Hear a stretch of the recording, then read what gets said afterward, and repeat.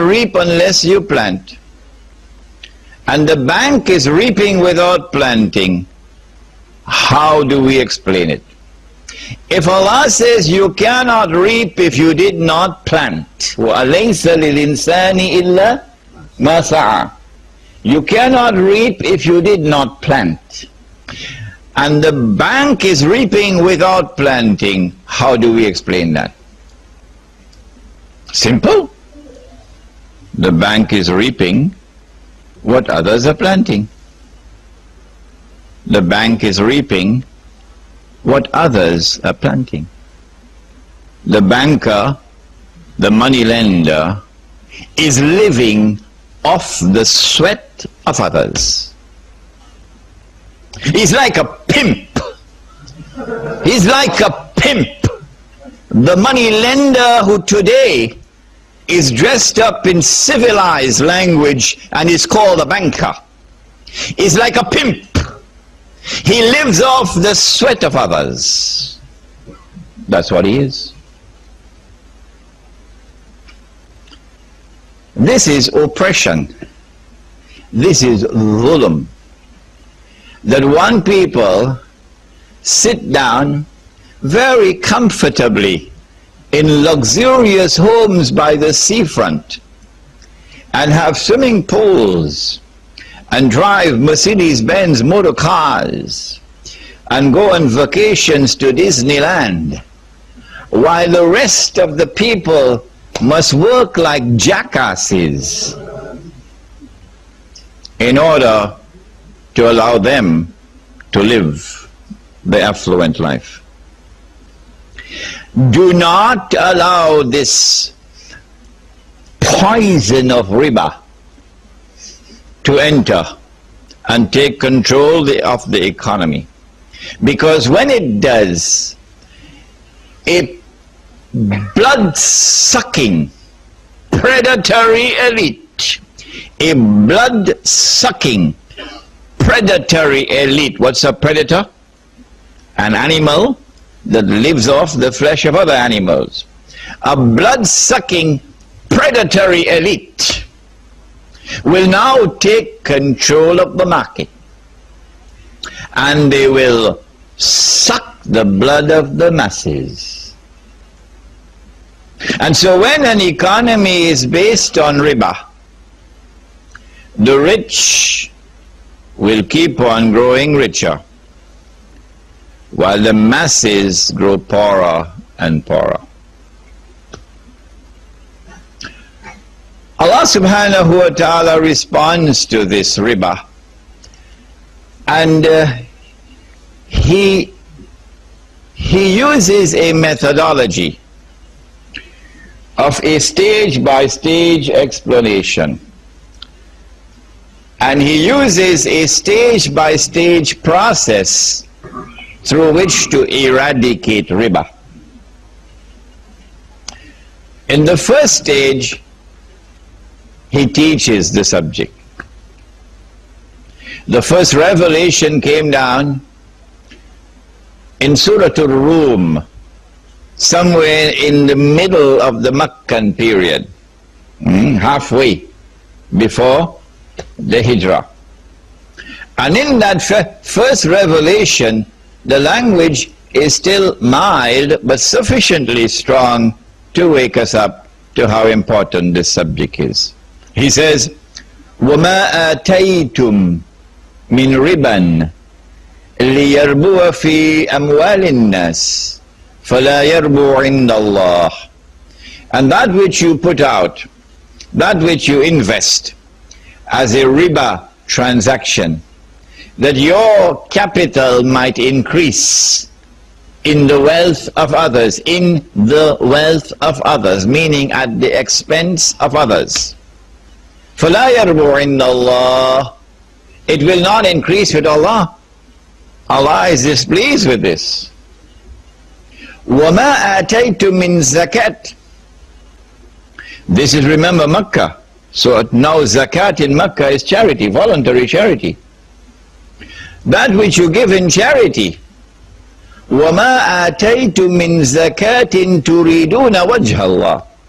And when you give that charity, you do it seeking Allah's pleasure. فَأُولَٰئِكَ هُمُ الْمُضْعِفُونَ. It is this transaction which will lead to multiple increase with Allah. And so he begins to teach the subject of the prohibition of riba through a contrast between riba and charity. Between riba and charity. He disapproves of riba, but he approves of charity. And so we are now forced to think, what is there in the contrast between riba and charity which helps us to understand what is riba? I spent about 3 or 4 months driving my car all over New York asking this question.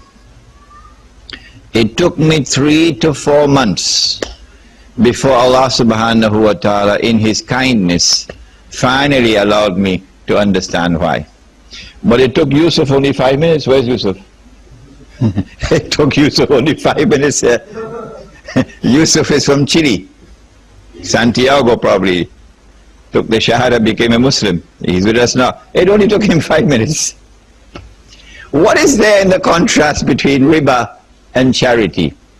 The answer is that in a perfect act of charity, not the kind of stuff that France gives to Indonesia, no. In a perfect act of charity, not aid as imperialism, no. In a perfect act of charity, you give and you take nothing in return. That's charity. إِنَّمَا نُطْعِمُكُمْ لِوَجْهِ اللَّهِ. إِنَّمَا نُطْعِمُكُمْ لِوَجْهِ اللَّهِ لَا نُرِيدُ مِنْكُمْ جَزَاءً وَلَا شُكُورًا. When we feed you, when we give you, we do it for Allah's sake. We do not seek from you anything in return. We do not even demand that you should show gratitude. This is charity. A perfect act of riba is exactly the opposite. In a perfect act of charity, you give and you take nothing in return. In a perfect act of riba, you take and you give nothing in return.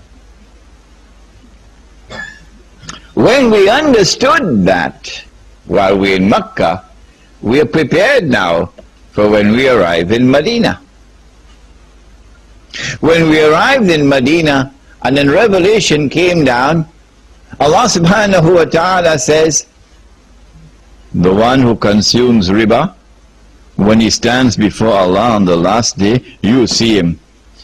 If you take a look at him, you know what you're going to see? You're going to see someone who is behaving as though he has been driven to madness by the touch of shaitan. How did he land in this mess? Allah explains. This is because he argued, إِنَّمَا الْبَيْعُ مِثْلُ الرِّبَى. He arguing that business and riba are the same. Allah responds, He says, وَحَلَّ اللَّهُ الْبَيْعَ وَحَرَّمَ الرِّبَى. Oh no. Allah has made business halal, but He has made riba haram. And so now we are forced into the second lesson. The contrast in the first instance was between riba and charity. The contrast in the second lesson is between riba and business. What is there in business that is not there in riba? The answer is that it is in the essence of a business transaction that you must admit of the possibility of either a profit or a loss. If that is not there, it ain't riba, it ain't business. If it does not admit of the possibility of a profit or a loss, it ain't business. And so risk-free investments, that ain't business. It is in the essence of a riba transaction that the possibility of a loss is eliminated. The money lender is immunized from loss. He can only make a profit. He cannot suffer loss. In consequence of which,